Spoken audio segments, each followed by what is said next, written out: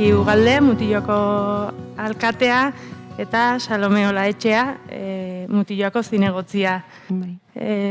Daude gurekin, eta Mutilloan errotatxo, herritarron elkarguneaz, eta bertan ematen ari zeraten, dinamika edo gitasmo ez hitz egite koskatu dizuegu, eta, hain zuzen ere ez, zer ari zeraten egiten, zer ari den gertatzen, eta pixka zer dan ezberdin egiten ari zeratena, edo ezberdin gertatzen da bilen hori kontatzeko gonbidapena egin dizu, orduan zuen emango izuetitza, eta jongo gera.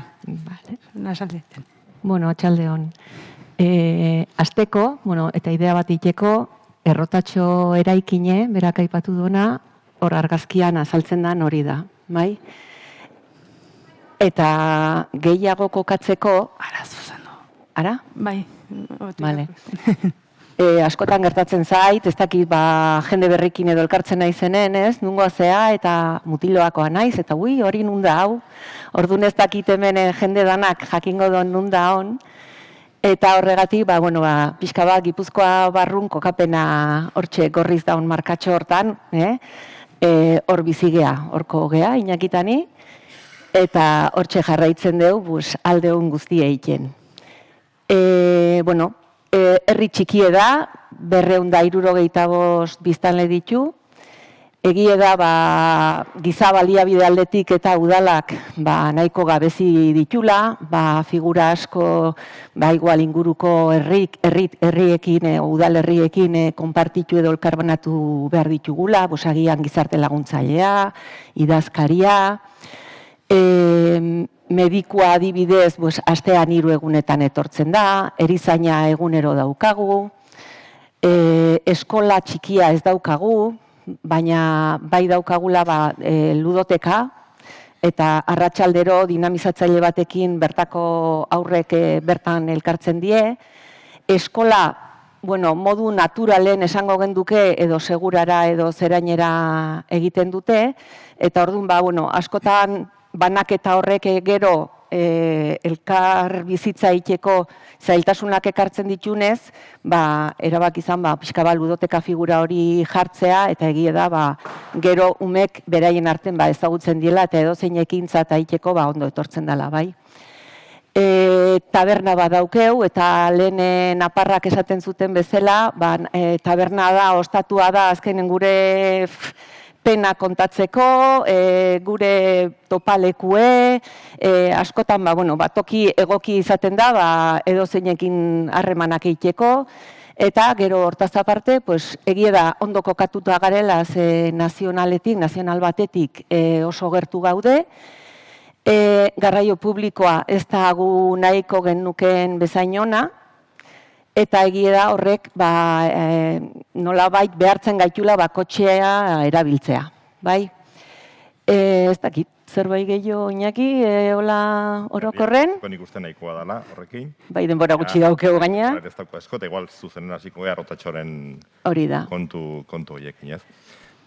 Horre kokatzeko pixka bat, bestaldetik ikusi daun eraikin hori, eta hori ere errotatxo da, herri gunean dago, bai, eta hor prozesu luze baten ondorez, hori zan pribatua zan, orduan udalak erosi zuen, proiektua landu behar izan zuen, diseinua pentsatu, Passive House etxe bat eginda baita, zerbait berezia edo izateagatik, diru laguntzak borrokatu behar izan ditkeu, edo batez ere, ni garai hartan ez neon orduan udaletxe, baina, azkenen mutiloarrak burrukatu izan ditugu, eta prozesu oso luzea izan da, 2006 hasi eta 2022 obra bukatu da.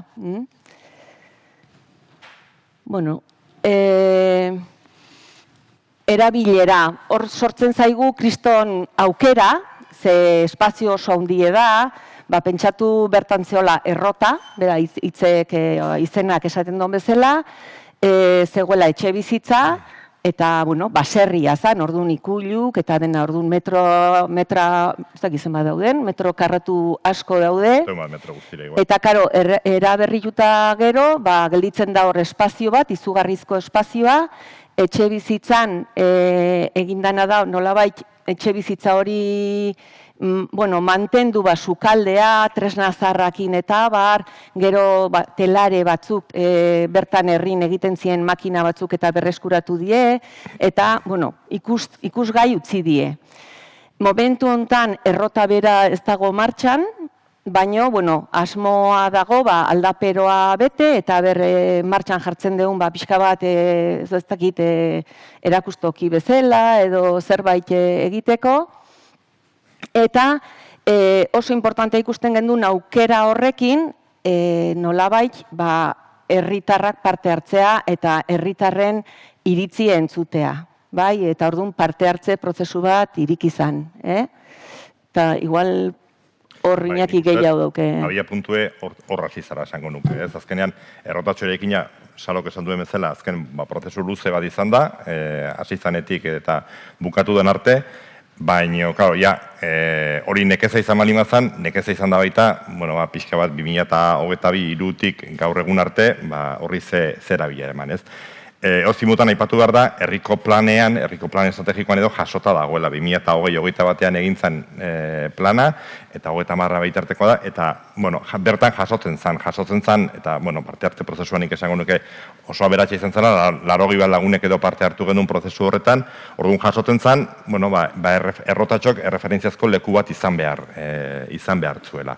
Eta horrekin batera, erronketako bat planean markatzen den, erronketako bat zan, azken batean 275 biztan negea herrian, adin ezberdinetakoak, orduan, gure herrian ez dago gaztentzako espazio bat, adinekoentzako, helduentzak, ez, gauzak partekatu inbarritu nahi eta nahi ez. Orduan, hor bai ikusten zala, belaunaldien artean nolabaiteko lotura bat egon martzuela, elkarrengandik ikasi bartzala, hor zerbait sortu bartzala. Orduan, honek nolabait ere aukera hori eskaintzen zuen. Erabilera asko daude jasota, eta guk hona ekarri ditugunak bidie, eta igual bai planean jende asko parte hartu zuen, eta bi hauek ekarri ditugu, bata da espazio digital teknologikoa, eta tokatu zen baita parean, bertsona bat tokatu zelako momentu konkretu batean, Andoni mundu bat izan zen, ataunen bat zegoen olako espazio bat, eta, ez dakit nola izan zen, iritsi zen udalera olako korreo bat, eta, hau zehote da, eta, hasi ginen, harremanetan, bat eta beste, eta, artiket sortu zen, proposamen hau hemen jartzekoa. Orduan,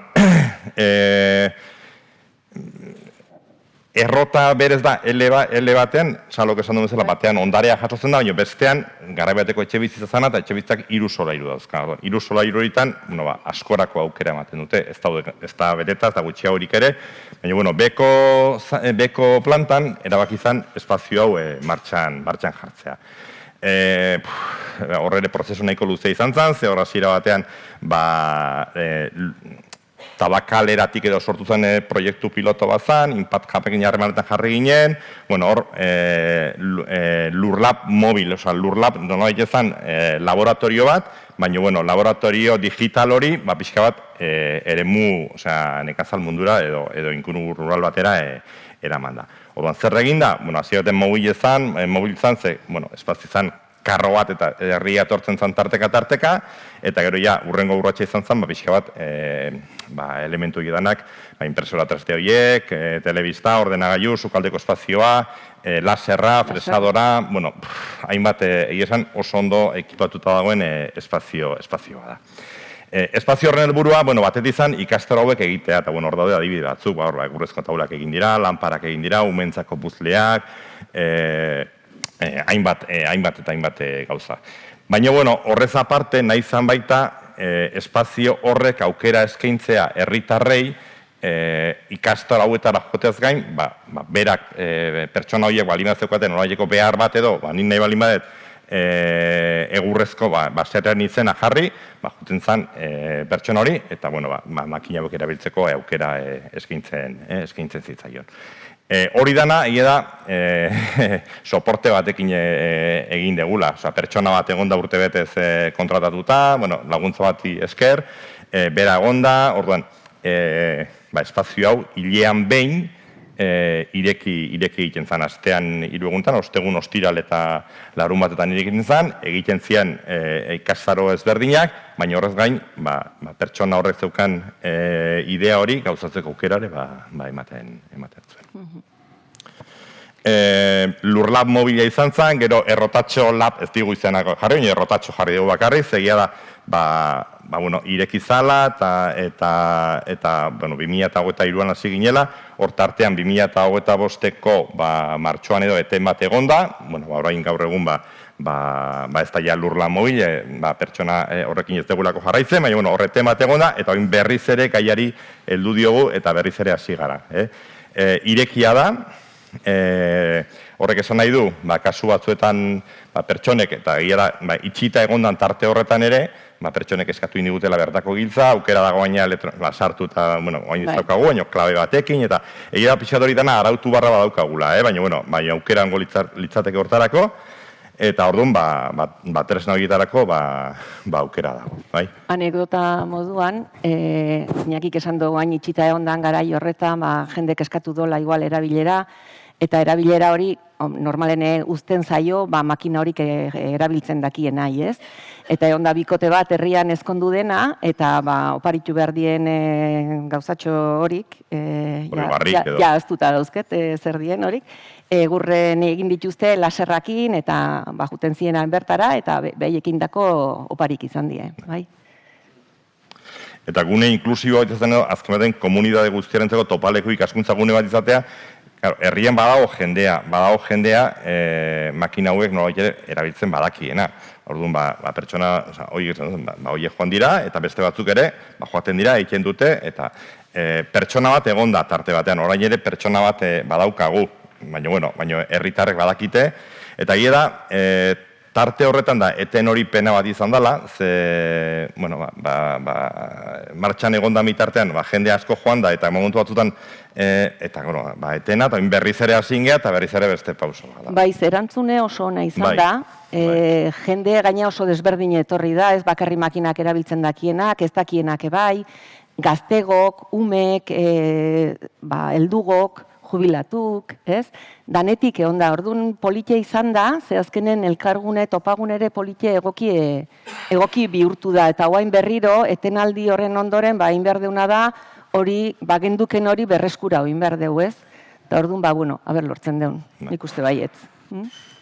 Eta alde hortatik, hau bai izan dela esperientzi bat, parte hartu duten oso adin, zuk esan dezuna, oso adin desberdinetakoa. Hemen aldiz, hain bigarren bat kontatuko dugu.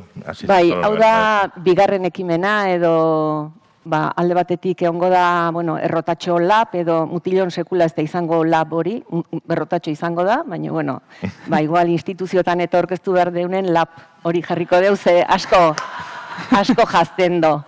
Bai,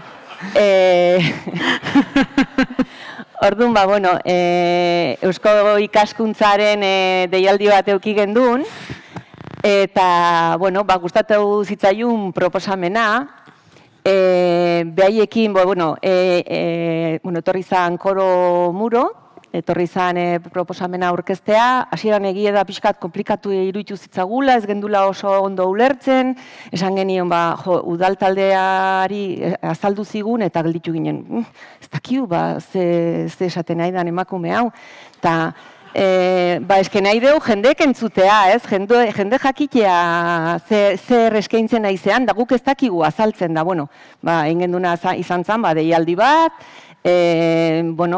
koro etorri zan, hobeto azaldu zien, eta egia da hor talde eragile bat sortu dela, oso polite, anitze baita, agian beste momentu batzutan igual relazio hondik ez daukeun jendea sartu da, elkar ezautzeko balio izan digu, eta, asko ikasi deu, ze egin ditugu dinamikak, egin ditugu lanketak, zenbait arazo edo, pixkat, errealidadera gerturatu ditugu, eta orduan, aberatsa izan da egie esan.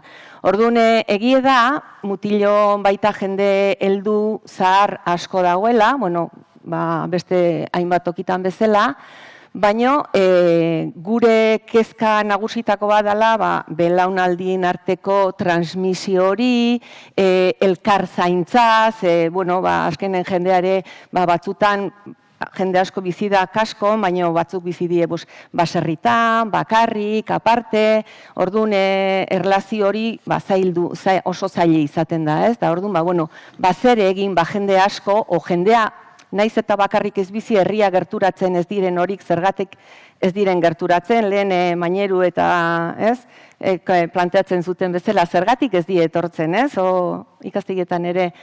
Orduan, gai hori bueltan, lanketa indeu eta horre dinamika desberdinek sortu die.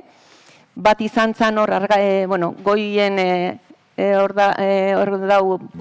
gure arteko dinamika bat, eta gero beran dau, belaunaldi arteko transmisioa, herriko jende zaharrari esan genion, pixka bat etorriko zan, eta lehenauko oiturak, lehen zer egin nola, ze jaten zuten, nola jazten ziren, parrandak egiten zituzten, herriko festa nolako ziren, eta, saiatu ginen, jende gaztea ere, gertuak zen, agian jarri gendun pertsona gazte bat, elkarrizketak egiten edo galderak egiten eta pixka dinamizatzen, orduan arrena hitzekin bere launek ere etorri ziren, eta lehenengo bi aldiz egin dugu hau, eta lehenengo 40 bat pertsona juntatu ginen, eta hori ere guretza da, nola da, Iruñako estadioa betetzea bezala edo gehiago, Orduan, pertsona guztia ditugu gaitasunak, ez? Eta horiek erabili nahi dira herrian eragiteko, ez? Azkenen danogea, ez dakit importantek edo deno daukeu zerbait aportatzeko, Nik uste igual hori da labia puntu, ez? Elkarren gandik, talde eragile hortan edo herri mailan deialdi intzanan ere, bate jakingo du, esperientzia aukiko du, beste batek, ikuspegi teknikoa, ez dakit, arkitektua dalako, edo ez dakit, beste batek, irakaskuntza munduan lan ingo du. Ezagutza hori edanak, topagune bihurtzea, ez da gero da, helburu ere baita, sare bat egitea, ez, herritarren artean, talde eragile hortatik aratago, sare bat egiten jutea, eta aldan jende gehiengona. Egia da, pixka kostatzen nahi zaigula, guarro ematen, baina gustora, gaudena bintzat gustora gaude. Igual, agian, ez dakit, urrengo ekintza, igual izan daiteke, badaukeu herrin toki desberdinetatik etorritako pertsonak, ez? Batzuk die atzerriko, beste batzuk die Espaini mailako beste jatorri batekok, eta agian esaten gendun, bakoitzek ekarri dezala bere tokiko jan bat edo, eta handana konpartituko deu, eta aber zeiten deun, nola ateratzen dan, ez? Pruebaz, egie da estomagoke asko moitzen gaitula, eta agian, igual, arrakasta daukeu, ez? Zakit.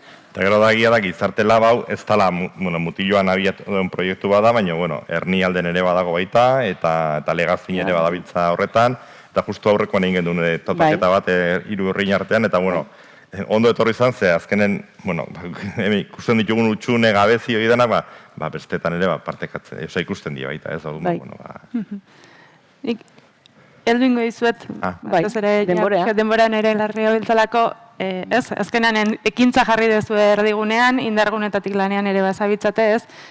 Lehenko gunean, Iñaki zurekin elkarrizketa gaurkoari eta saio egiten, esate zen honez, aldaketa bat eman dela jende berri bat ari dela parte hartzen prozesuetan, orain arte igual mutiloan hain presente etzegoen, eta horre ere ari direla ez,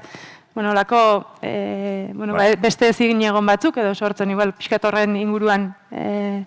Nik uste beti esaten degula, ez, askotan, eta udalean gauden ogintzat gai hori oso presente daukau. Herria asko aldatu da azkeneko urtetan, herritar berriak etorri dira, eta askotan esan, herritarrak erakarri behar ditugu, eta, hau bazan espazio bat nolabait ere, horretarako, ez, eta nik uste neurri batean bete ere egin dala, ze, taldera gile horretan, oso talde anitza ezberdina gaude. Baina gero batzutan ikusten da, ezta? Askotan esaten dugu, betiko herritarrak edo betikoa gaude, eta gero olako dinamika bat sortzen denen, igual, betiko etikoien aldetik ere igual sortzen dira baita olako frikzio, olako ze batzuk, ezta? Orduan, kontraesanak ere batzutan badaude olako. Baina, bueno, nik uste toiek, pixkanaka gainditzen jungo gehala, ez? Edo espero dugu gainditzen jutea, ez? Bueno, oraindik ere oso, gainea, pixkat bideare, urte tardi, 2 urte eskas, ez? Eta oraindik ere, ibilbide luzea daukagu egiteko, eta gauza asko egiteko. Eta, bueno, hau, argazki politxe da, pixkat, hau da errota, zalozuk esplikatu. Bai, bueno, hauek die errotan azpiko harriak, eta errota martxan dagoen momentu baten egindako argazkie da, eta nik uste ekarri degula metafora bezala, ez? Azken finen, adirazi nahi deu martxan gaudela, makinaria ia martxan jarrita daukagula, baino askotan ude falta da, eta orduan laguntza, ondo etortzen da, ez? Errotatxo lap honek laguntza behar do. Bai.